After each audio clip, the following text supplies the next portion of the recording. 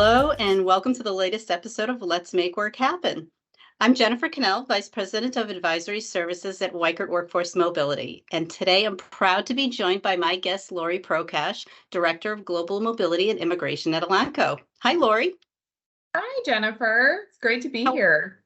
Great to have you here. How are you doing today? I'm good. Can you please show off your mug? Yes, I'm yeah. loving this mug. It's my Dolly Parton mug. Hopefully you can see it. Love it. Yeah, my cat's also name is her name is Dolly Parton too. So obviously a big fan in this house. Well, I'm proud to say I'm a Dolly fan myself, so I love Good. finding that out about you. Good. Absolutely. Well, I want to hear a little bit about your experience with Elanco. So can you tell us a little bit about Elanco and your employees?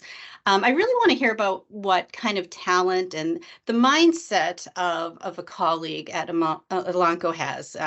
What does it take to support Elanco as an industry leader and innovator?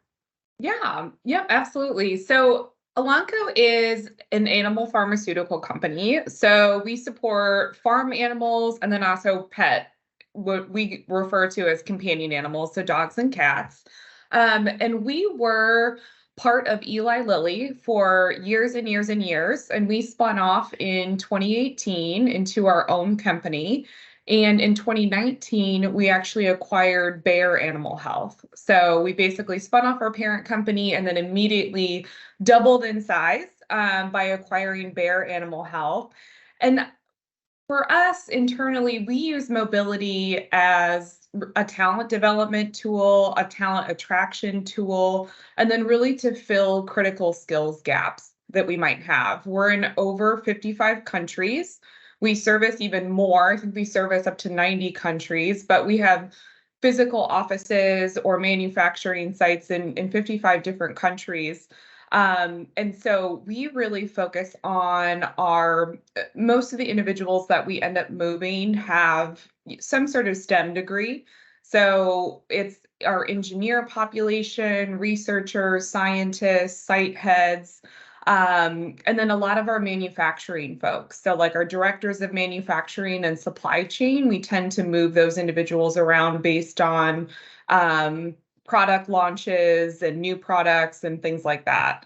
And I would say the thing that most of them have in common is that they are very flexible, which I think you have to be to relocate, especially to a different country and move your family. So I would say from a personality standpoint, that's what we typically see are the individuals that are a little bit more flexible and really looking for that next opportunity for themselves.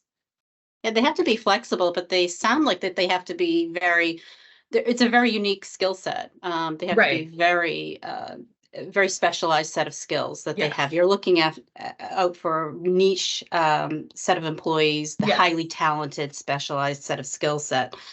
Lori, you yourself were recently named a top 100 innovator. Not to embarrass you, but a top 100 innovator for your innovative thought leadership, especially when it comes to core flex programs. So why do you think flexible approaches, we hear about them all the time, but why do you think they're becoming more important to your company's overall strategy? So I think, really, and everyone talks about this, but when you look at talent acquisition, just in the last 3 years since I've been at Elanco, the whole landscape of attracting talent development has completely changed the game. I think we really struggle with certain roles, specifically on finding people, even finding people in the US that have the specific skill sets that we're looking for, especially in the engineering space. And so that's really why we've moved to, trying to incorporate more flexibility in our programs to attract that kind of talent. And we also want to make sure that the employees, we try to support our employees in everything with all of our benefits, our compensation structure. That's always what we're thinking in the back of our minds is how can we support our employees and their families better. So that's really that was the main driver of moving to the Core Flex program. So that's what our focus is here. And that makes sense. Weicker conducted a survey on choice programs, and the top reason for companies to adopt a choice program is to improve the employee experience, with 41% of companies weighing in with that Yeah. reason, followed by diversity and to manage exceptions. These beat cost savings, which in previous years always topped the list. That was the number one reason. Are Yeah. you surprised by this? And if so, why or why not? Not surprised. We did not move to a Core Flex program as a cost savings measure. It really was down to employee experience. And then also really in an effort to create a more uniform and streamlined approach, in particular for our permanent international transfers, which would be anyone that would be crossing a border. So in our previous life under our parent company, those were not managed centrally if they didn't touch the US. So we had all of our local affiliates trying to cobble together a list of benefits, based on what factors they were using. I don't really know at the time, but it was just up to those HR business partners locally to determine what an employee was eligible for. And there was no centralized oversight of what those people were getting. So we also created our Core Flex permanent international transfer program to really focus on making sure everyone has an equitable experience and everyone's getting supported. And by doing that and by rolling out that program, we really discovered that there was a varying degree of support that people were getting, sometimes just like a monetary lump sum. We're just dropping them in a country that they maybe don't even speak the language very well, without any kind of resource. So we wanted to make sure that our employees were receiving that kind of equitable experience across the board. So that was really, and that goes back to employee experience. So that was really one of our main motivators of incorporating this into our mobility strategy overall. Yeah, and that's very interesting, because a question that I often hear about is when it comes to international and core flexes, I think a lot of companies find it a little bit difficult to kind of overcome is, well, how does this work on an international basis? I find that a lot of companies, they Yeah. try this on their domestic program. So I can imagine you're going to get a few questions on that at some point, is how does this work internationally? It's a huge change for your company. What was your role Yeah. at the time? How did you feel about it? Yeah. So, at the time, I was still, doing what I'm doing now. So, managing all the mobility and immigration programs.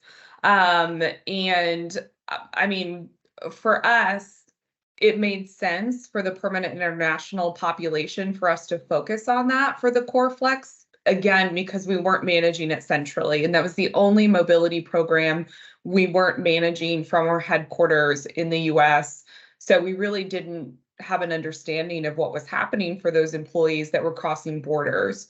So that's why we actually ended up starting with the international population for that Core Flex offering that we do. Great, great. And so this must have been a lot of change. And I think that's a big part of any time you go to a significant program redevelopment. What support did you find most critical throughout the process? For us, we did a lot of historical policy review. That was our baseline. So we got policies from each region on what they were doing. So Latin America, APAC, EMEA, to understand kind of what their baseline was and what they had been doing historically.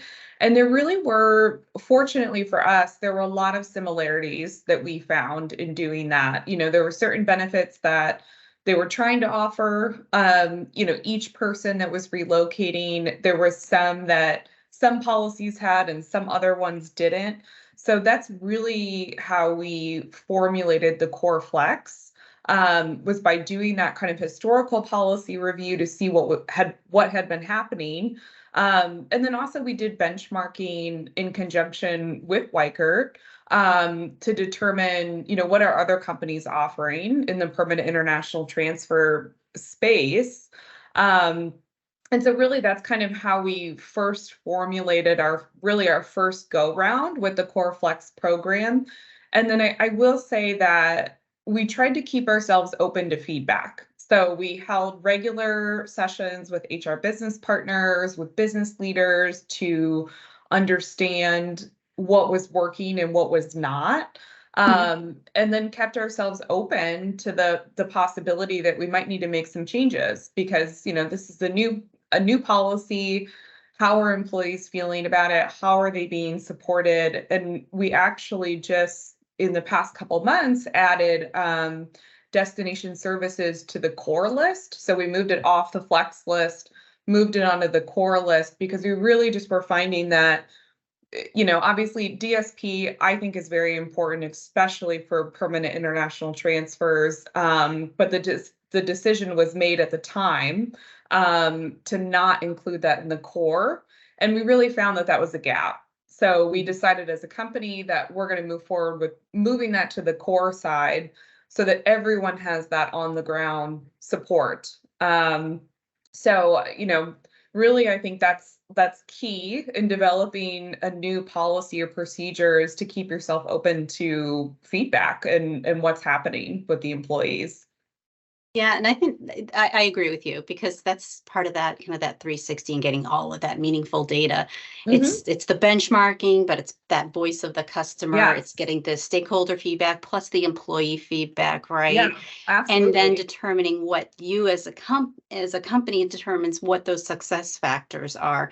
And that Yeah. destination services is that sometimes the business or the employee themselves aren't necessarily going to use they're not necessarily going to choose certain benefits in that flex category, but you as a business knows, and somebody who has that experience in mobility, leading mobility, is going to know that destination services is what's going to make that a successful Yeah. assignment or move transfer internationally. Yeah, I'm seeing that absolutely. destination services being a core benefit more often now than ever. Yeah. Yeah, absolutely. So, and then on that topic, I've seen flexible programs. They're really starting to evolve to include all these interesting and creative benefits, that might support DEI or family assistance, Yeah.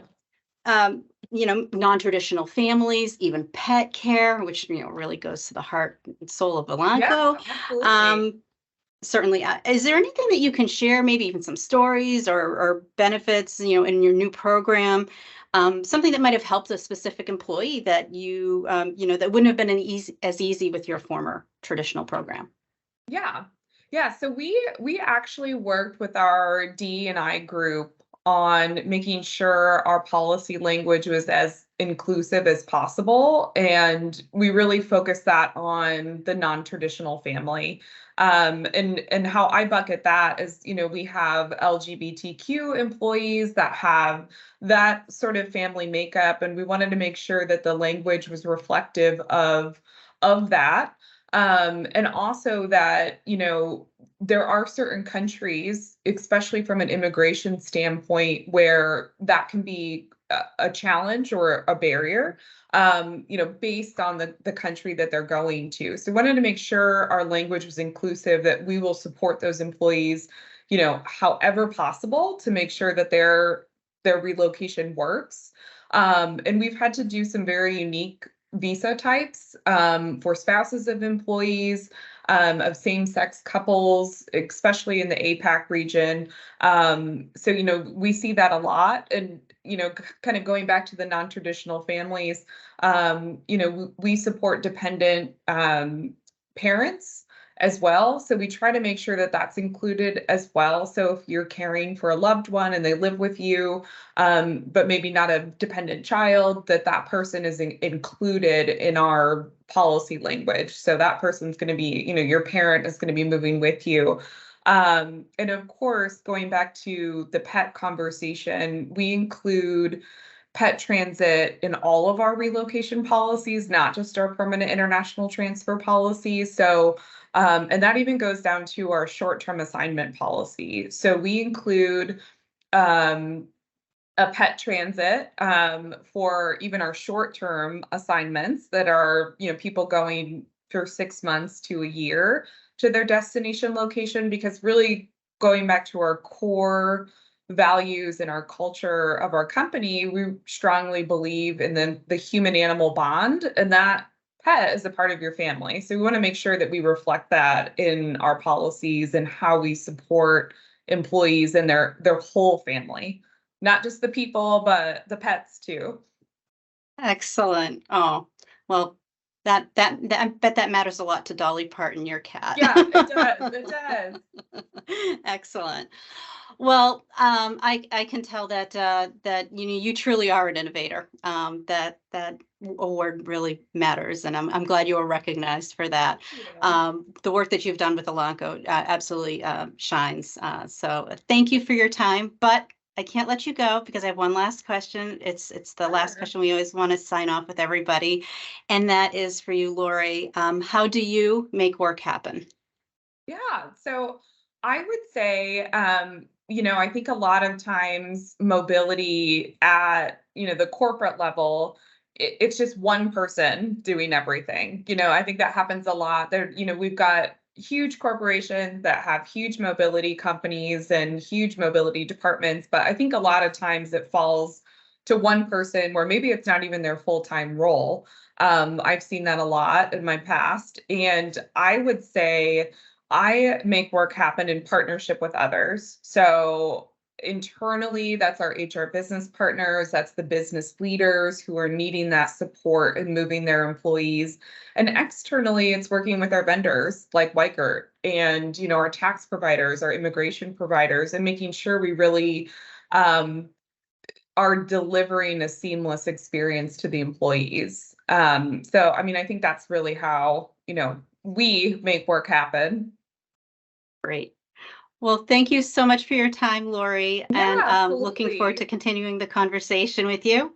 It's been a great Absolutely. partnership, and oh, look, Um, it's Dolly. yeah, whenever I'm on a call, she likes to make an appearance. She Sorry. heard her name. She's been hearing That's about herself, so she thought she would come and say hello because she's working here as well she today. likes the spotlight. All Yeah, right. she Well, does. I can't think of a better way to end the video. Thank you Me so much, either. Lori.